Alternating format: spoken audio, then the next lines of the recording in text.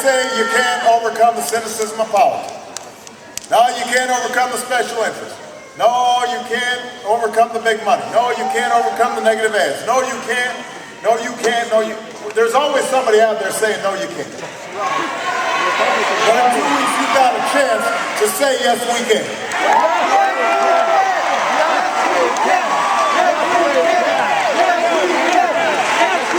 There is. Look, now, I want to be clear, though. There's no doubt this is a difficult election. I know you guys love your trailblazers. That's okay. And we've been through an incredibly difficult time as a nation. But I want you to think about how we got here. For most of the last decade, middle-class families saw their incomes actually fall. Between 2001 and 2009, the average middle-class family saw their income fall 5% when the other party was in charge. We had the most sluggish job growth since the Great Depression in those 8 years when the other party was in charge. Meanwhile, your cost of health care skyrocketed. Your costs of sending your kids to college skyrocketed. Too many jobs were shipped overseas. Too many parents weren't sure whether if their child got sick, they could send them to a doctor.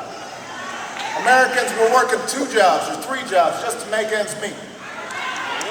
And then all of this finally culminated in the worst economic crisis since the Great Depression.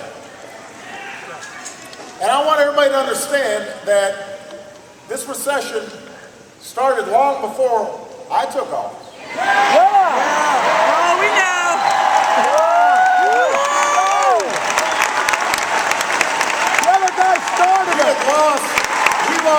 We lost 4 million jobs. We lost 4 million jobs in the 6 months before I was sworn in. 750,000 the month I was sworn in. 600,000 the month after that. 600,000 the month after that. We lost almost 8 million jobs. Most of them lost before any of our economic policies were put into place. Now, you would have thought that given the crisis, when we got to Washington, Democrats and Republicans would come together. We put politics aside and deal with this once-in-a-generation challenge. I expected that we could move beyond the game playing and the partisanship and the bickering that had dominated for Washington so long, roll up our sleeves and get to work. Because although we are proud to be Democrats, we are prouder to be Americans.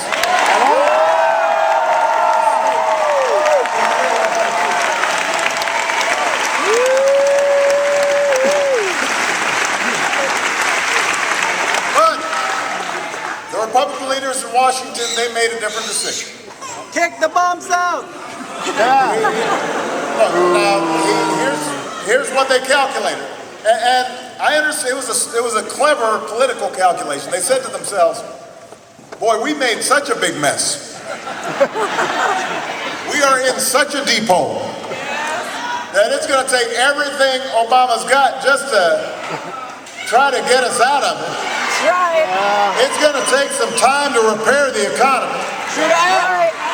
Folks are going to be frustrated and angry. And if we just sit on the sidelines and oppose Obama and Democrats every step of the way, if we say no even to the policies that traditionally we've supported to help small businesses or to cut taxes, then maybe we can ride people's anger and frustration. They'll forget that we were the ones who caused this thing in the first place.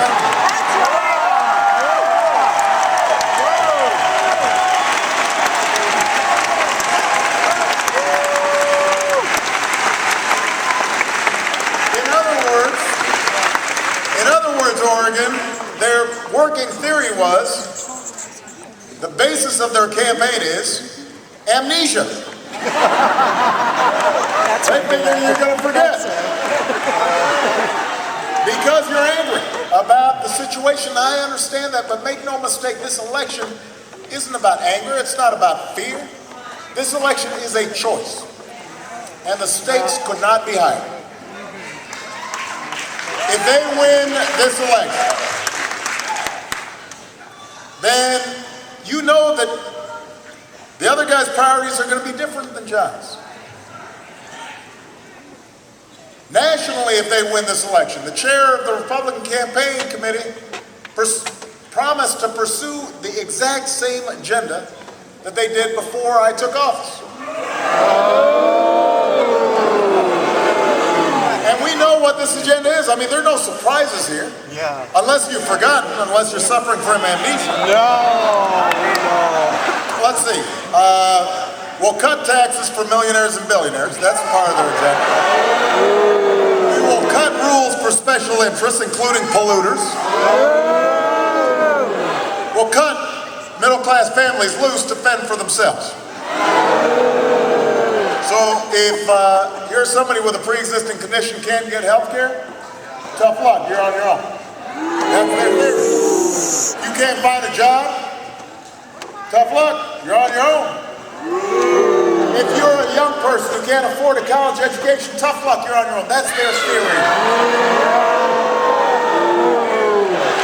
And by the way, these are the same folks who say that they're concerned about debt and the deficit. Except it turns out that they took a record surplus from a Democratic president and created a record deficit and helped nearly destroy our economy.